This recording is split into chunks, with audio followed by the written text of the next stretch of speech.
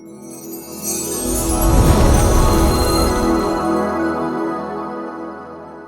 ini berjudul Captors tahun 2022. Cerita dimulai, ada seorang wanita bernama Alice yang berada di satu ruangan bersama Dr. Karen. Diketahui kalau Alice sedang menjalani sebuah terapi. Dia mengalami trauma yang sangat mendalam atas tragedi yang menimpanya 10 tahun yang lalu.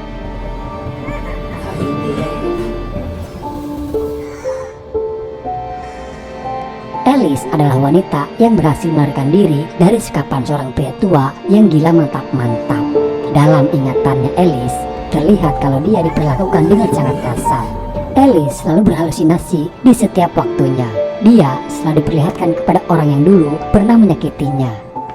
Namun dari beberapa pengobatan terapi yang dijalani, sepertinya stuck tanpa ada perubahan terhadap Alice sama sekali. Trauma yang dialami Alice sangat mendalam dan butuh proses penyembuhan yang cukup lama. Tapi sangat disayangkan karena keterbatasan dana dan pihak yayasan yang membiayai pengobatan Alice tidak bisa lagi untuk membantu dia sekarang. Dr. Karen sendiri sebenarnya tidak tega membiarkan Alice dengan kondisinya pada saat ini. Untuk sekedar meringankan penyakit Alice, dia hanya bisa memberikan sebuah obat penenang yang mungkin sedikit bisa membantu Alice di saat Alice mengalami halusinasinya. Dr. Karen juga menyarankan Alice bisa melakukan terapi mandiri sesuai arahan dari dia. Alice hanya hidup sebatang kara guys. Dia tidak tahu di mana keluarganya berada.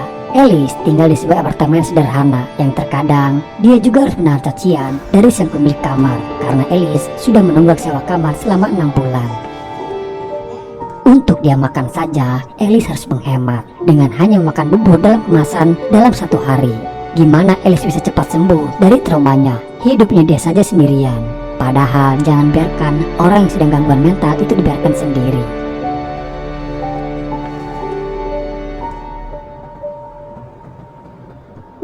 Bayangan itu masih terus saja menghantuinya.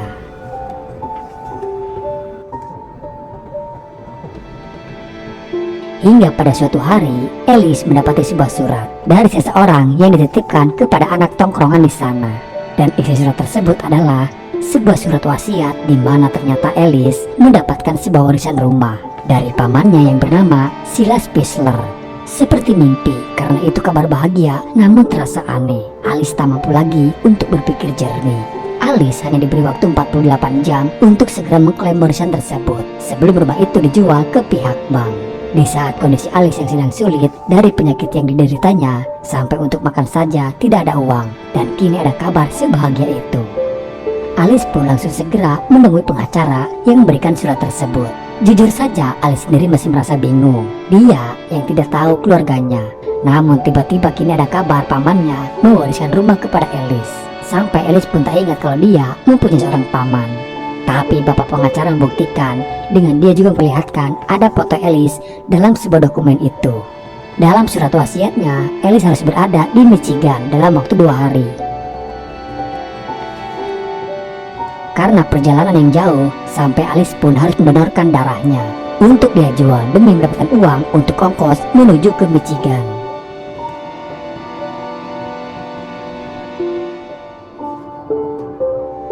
Sesampainya di sana, Alice harus menemui seseorang yang bernama John. Dia yang memberikan surat wasiat warisan itu. Singkatnya, Alice pun bertemu dengan John. John sendiri yang mengantarkan Alice ke rumah Silas Pisler, rumah yang diwariskan kepada Alice. Tak disangka keberadaan rumah tersebut ternyata ada di antah berantah yang jauh dari pemukiman, bahkan sinyal handphone pun tak sampai ke tempat rumah itu. Dari cerita si John, Silas Pisler tewas 1 minggu yang lalu. Dia tewas karena diserang oleh hewan buas saat dalam melakukan perburuan. Sebenarnya Silas Pisler sendiri mempunyai anak dan istri, namun entah kenapa justru warisan itu hanya diberikan kepada Alice saja. John adalah orang yang pernah bekerja dengan Silas Pisler. Antara bingung dan masih tak menyangka, Alice masih bertanya-tanya siapa Silas Pisler ini, yang dengan tiba-tiba saja dia mewariskan rumah kepadanya. Kala itu Alice berpikiran mungkin keluarganya ingat, namun hanya Alice saja yang sudah lupa kepada mereka. Sesampainya di sana, Alice sama sekali tidak ingat ataupun pernah datang ke rumah itu sebelumnya. Rumah tersebut asing baginya. Walaupun rumah itu berada di antah berantah, tapi terlihat Alice nampak senang.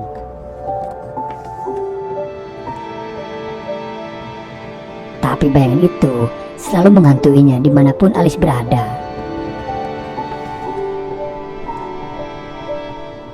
Hari pertama dia tinggal di sana, tak hanya tertata dengan rapi, tapi di sana juga banyak stok makanan yang berlimpah. Dan untuk pertama kalinya, Alice bisa makan enak sesuka hatinya.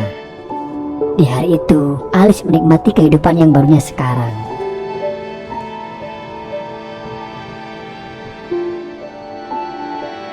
Tapi dari trauma yang dialaminya membuat kebahagiaan Alice selalu terganggu. Yang Alice rasakan bayangan itu serasa nyata. Alice selalu berusaha melawan dari ketakutan dia sendiri. Tapi anehnya, di rumah itu justru Alice semakin diperlihatkan bayangan-bayangan ke masa lalu yang pernah dia alami. Perlahan Alice mulai teringat setiap Alice masuk ke ruangan yang ada di sana. Semakin jelas kalau Alice pernah berada di tempat itu. Terlihat banyak foto-foto wanita yang ditempel di dinding, dan di sana juga ada fotonya sendiri. Alice menemukan ada sebuah kaset CD yang bertuliskan Play Me Alice. Yang awalnya rumah itu menyenangkan baginya, namun kini mulai berubah menjadi rumah yang penuh misteri. Alice lalu menyalakan generator listrik dan naik kembali ke kamar, penasaran dengan kaset CD yang dia temukan. Lalu dia memutarkannya. Dan di video itu terungkap semuanya guys, kalau ternyata Silas Fishler bukanlah pamannya Alice. Justru Alice adalah anak yang pernah dibeli oleh Silas saat Alice masih remaja. Dan tak hanya Alice saja, ternyata banyak wanita lainnya yang menjadi seperti Alice di rumah itu.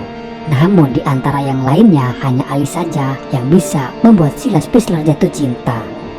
Satu persatu mulai terungkap. Silas membuat rencana agar Alice bisa kembali ke rumah itu lagi dengan iming-iming sebuah warisan. Setelah Alice berhasil kabur dari rumah yang sekarang Alice tempati, karena gangguan mental yang dialami Alice membuat dia menjadi lupa kejadian terdahulu yang menimpanya.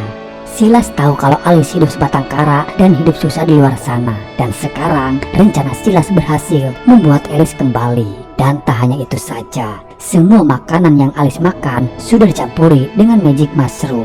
Dan efek dari jamur magic sendiri bisa membuat Alice berhalusinasi. Makanan tersebut sudah Alice konsumsi saat masih berada di rumah itu terdahulu. Itulah kenapa Alice susah untuk disembuhkan dari trauma dan halusinasi yang dialaminya. Dari pesan videonya mengatakan kalau Silas sendiri sudah mati, jadi Alice tidak perlu takut lagi sekarang.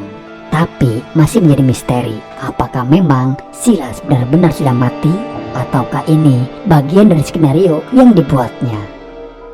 Penderitaan Alice tak pernah berhenti guys, dan kini malah dia kembali terjebak di rumah itu lagi. Alice tak tinggal diam, berusaha untuk berpikir.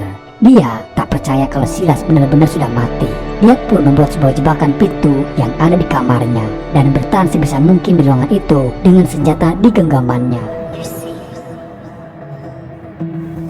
Di hari-hari berikutnya, Alice masih tetap waspada dengan segala kemungkinan akan terjadi dan sebisa mungkin tidak makan makanan yang ada di sana. Dengan kondisi turun hujan salju, sangat menyiksa bagi Alice dalam keadaan perutnya kosong. Karena kegabutannya, Alice kembali melihat video itu yang belum selesai. Alice sebenarnya tidak tahu persis soal wajah pria itu yang mengaku sebagai Silas Fishler. Silas terobsesi mencintai Alice. Dengan cara apapun, Silas ingin Alice kembali ke pelukannya. Jika dia tidak bisa memiliki Alice, pilihannya adalah Alice harus meninggal. Dan Silas berkata kalau dia sedang mengawasinya sekarang. Alice langsung curiga, lalu mencari kemungkinan ada kamera tersembunyi di rumah itu.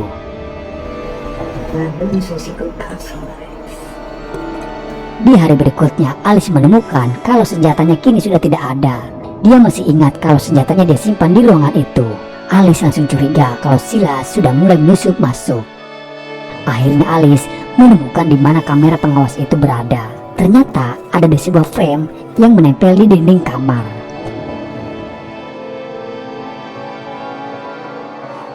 Dan akhirnya dia pun menemukan sebuah ruangan setelah melacak dari kabelnya. Di sebuah laptop, Alice melihat kembali rekaman dari kamera pengawas. Sampai dia melihat kalau ada seseorang pria yang masuk ke dalam rumah. Dia curiga kepada salah satu ruangan yang belum dia sempat buka.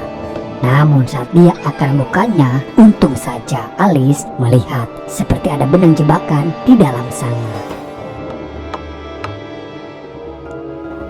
Di sini Alice mulai menyelidiki dengan apa yang ditemukannya. Setelah menelusuri kabel yang nyambung ke ruangan bawah tanah, di sana juga Alice menemukan kaset CD rekaman wanita lainnya yang sudah menjadi korban Silas. Dia melihat di mana Silas sedang berfantasi.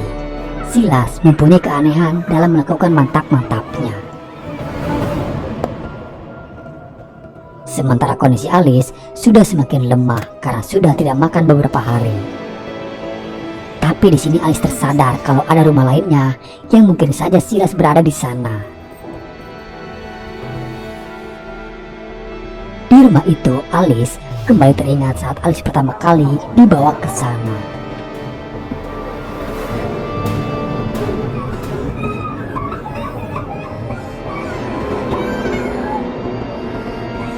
Dan di salah satu kamar, Alice melihat sudah ada tengkorak manusia yang masih terikat.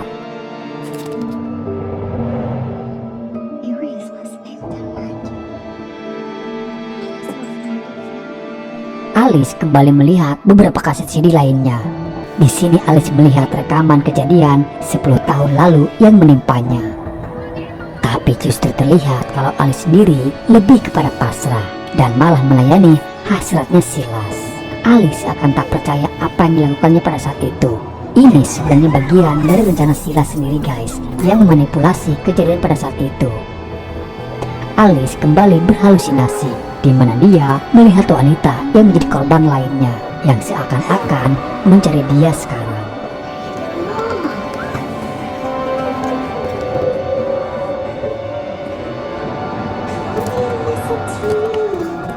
Sampai dia pun tertidur di bawah kolong ranjang.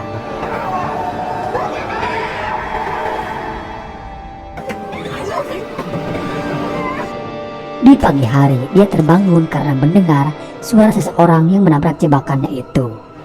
Alice berhasil menikapnya dari belakang. Dalam penglihatannya, dia adalah Silas Fissler. Namun justru itu adalah orang yang berbeda. Namun karena Alice yang sudah terlalu lemah dan halusinasi itu yang terus mengganggunya, membuat dia malah terjatuh pingsan di sana. Alice dibangunkan oleh orang itu dan ternyata diketahui dia adalah Patrick, anak dari Silas Fissler. Patrick sendiri meyakini kalau ayahnya itu sudah mati. Dia juga tahu kalau ayahnya terobsesi kepada Alice. Patrick datang justru untuk membujuk Alice agar tidak melaporkan kejahatan yang dilakukan ayahnya itu dan tidak memberitahukan kepada keluarga para korban lainnya. Karena walau bagaimanapun keluarga Patrick adalah pimpinan masyarakat di tempat itu, kejahatan yang dilakukan ayahnya akan merusak citra keluarga besar mereka. Dan Patrick juga mau membeli rumahnya Alice dengan harga yang sangat mahal. Tapi dengan syarat, Alice harus tutup mulut dengan apa yang sudah terjadi. Dan saat Patrick akan menghilangkan semua barang bukti yang ada, dia malah masuk ke ruangan di mana Alice sebelumnya tahu kalau ada jebakan di dalam kamar itu yang dibuat oleh ayahnya sendiri. Tapi naas Patrick yang malah terkena jebakan tersebut.